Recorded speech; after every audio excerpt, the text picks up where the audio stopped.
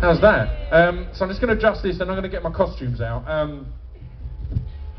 When I came up with the idea of doing this and having costume changes, I didn't have a massive beard. Because this is basically a character piece. I'll change costume for each character. So yeah, what you're essentially going to see is a 6'4" man with a beard putting on hats. But if you can try and make the leap and kind of change the characters in your head, that'd be great. Well, when I first decided to start doing this, my uncle gave me two pieces. I started to add more theatrics in. My uncle gave me two pieces of advice. He said, never work with children or animals. Because he's in show business. I didn't explain that. I say show business. He directs porn. So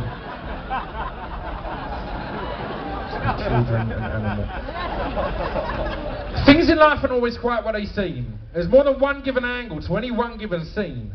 So bear that in mind next time we try to intervene on any one given angle, on any one given scene. And my name is Mark. I go to uni and college. I don't socialise that much, I just revise and build knowledge. At times I find that I become a virtual recluse. I let my belt of interaction hang decisively loose, but I came here to learn. That's the life that I choose. So if people think I'm boring, they can bring their abuse. See, a lot of people think that I'm boring and say that maybe I'm a weirdo or maybe I'm gay, but that's cool, because when I get a good job and good pay, I'll get a house with just my brother and me someday. That's the reason I'm here, to build for the future, and if it means better grades, I'd even sleep with my tutor.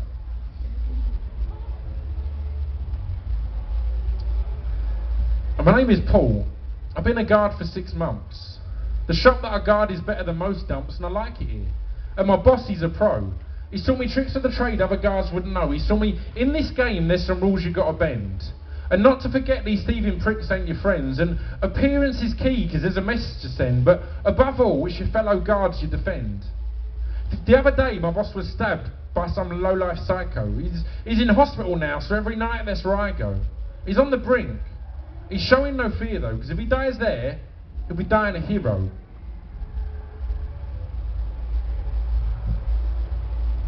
My name is Keith, and I ain't so much a racist, but if one reached out their hands, I'd decline their embraces. I work security in a shop in charge of 5 other guards. I've got all their respect because I run this shit hard.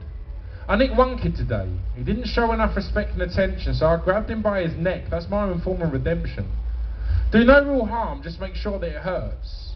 I ain't going by the books, but believe me, it works. And I sent him on his way. This little shit knows the score now. Instill a little bit of fear. It won't darken my door now.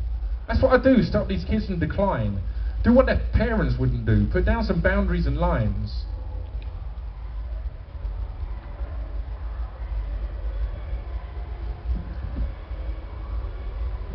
My name is Billy.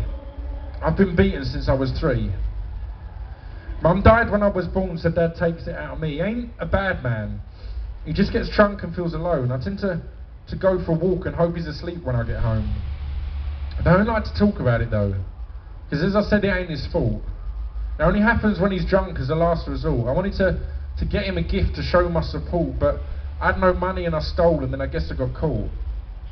At times like that, I tend to switch off my mind.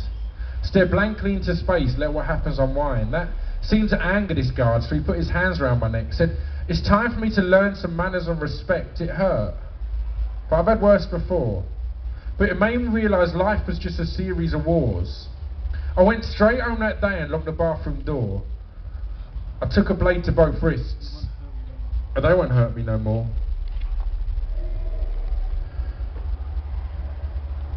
My name is Mark, and today I was told my brother was dead. I returned from uni and burst into tears on his bed.